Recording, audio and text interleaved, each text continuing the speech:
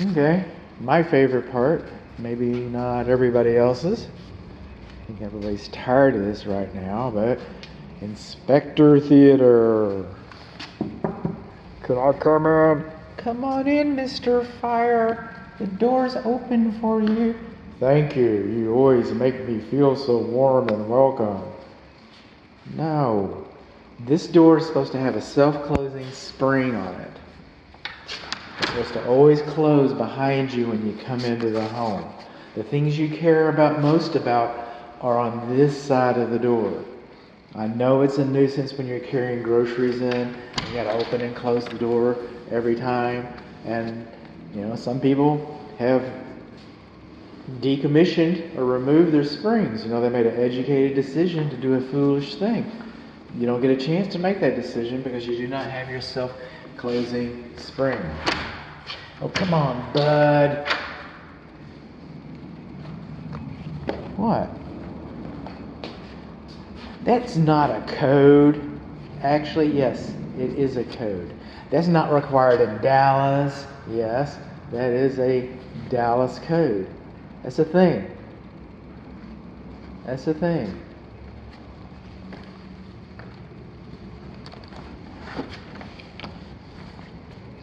But that's not why we're here.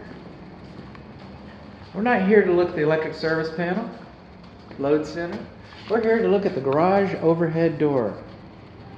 Okay? It's a vinyl panel door, or is it a metal door?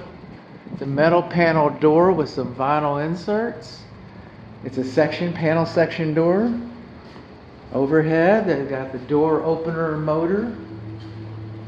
This is the control switch for the door opener. Alright? It's over 5 feet from the ground, so little hands can't get to it. But we need a safety notice posted right here next to the door. A lot of times it has an illustration of a child being squashed or something like that. The door itself should have and does have a safety notice. It doesn't have an illustration on it, but that's a safety notice. That's a good thing. The door has spring tension notices. I call them pinch stickers. I got a cat named Pinch. On the corners of the first panel. That's a good thing. The manual door lock has been decommissioned. It has a bolt right there. So if you lose electricity, you can take that bolt out and then lock your door and use the door manually. You could use the door manually, except that you do not have a pull handle. We do not have a pull handle inside of the door. Okay, we're going to release the tension here just a little bit. Let's see how the door comes down. And see, I shouldn't be tugging on this. This is all pretty soft.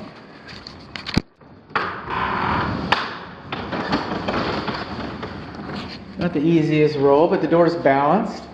Alright, Alright, so the door's balanced. We know that's right. So what do we got so far? We do not have a pull handle inside of the door. We do not have a warning notice next to the door control button. And our optic sensors, a couple things going on here. Our optic sensors are not supposed to be higher from the garage floor than 6 inches. Alright, these are about 7 inches. What's an inch to you? I get that.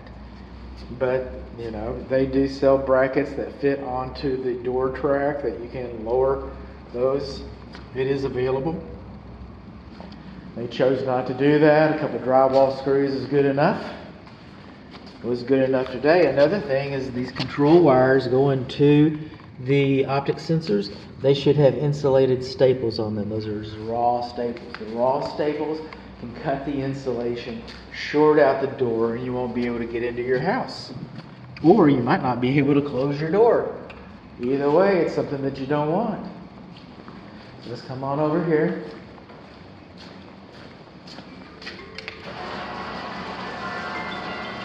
And see if this thing hooks up.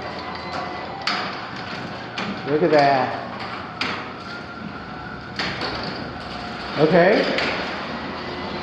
So our optic sensors are too high. We do not have insulated staples. We do not have a pull handle inside of the door. And we do not have a warning notice posted next to this door control switch. Okay, that's it so far.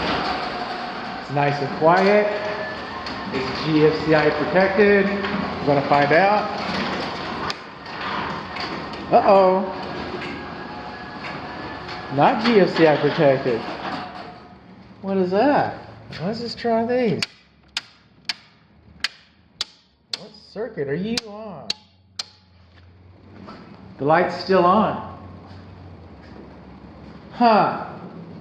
This door is not GFCI protected. How about that?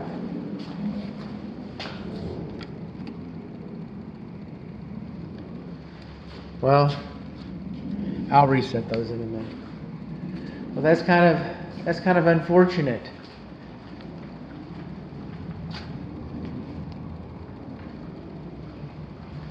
Here's another thing. While we're in electrical, no GFCI for the overhead door opener. We do not have a protective cover over our garage luminary. Our garage luminary, if you hit that with a stick or something, you can blow out the garage luminary. Speaking of, okay, now does that work or not?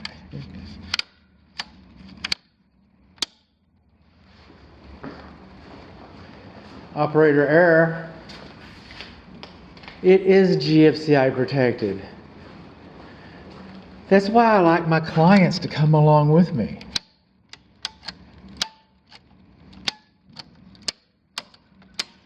Keeps me honest. All right. So, on my inspection agreement, it's posted on my website, on my inspection agreement that I emailed to my client. I'm going to put on this notice that I've made a business decision to do no harm.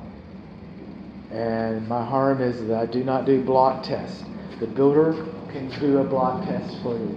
You should have instructions for this someplace in the manual and all that information, and the builder wants to supply you with that information that you should have. Your builder wants you to have that. And inside those instructions will show you how to do a block test. And the builder can read those instructions and demonstrate to you so you don't tear up your garage door opener, and the builder to help you move into your house and feel good about your new home. The builder will be more than happy to illustrate the block test for this door. But I made a business decision to do no harm. It's posted, like I said, on my website and on the inspection agreement. And so what I'm going to do is I'm just going to take my big old flat zombie hoof, and I am going to go over here and I'm going to break the optic sensor. I'm going to break the beam. That's going to, I'm predicting, we expect it to cause the door opener to go into emergency reverse. So here we go. One more time with feeling.